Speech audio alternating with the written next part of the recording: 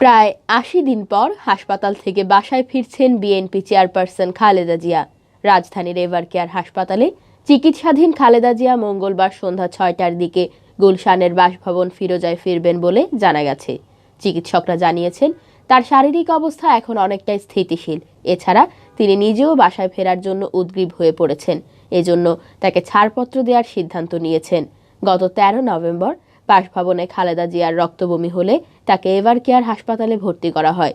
BNP চেয়ারপারসনের press wing সদস্য সায়রুল কবির খান জানান, খালেদা জিয়াকে বাসায় নেয়ার প্রস্তুতি সম্পন্ন হয়েছে।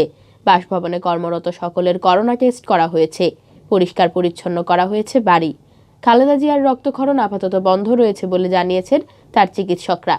এছাড়া দেশে সম্প্রতি করোনা সংক্রমণও আশঙ্কাজনক হারে বাড়ছে। এই অবস্থায় তাকে বাসভবনে রেখেই চিকিৎসার কথা ভাবা হচ্ছে।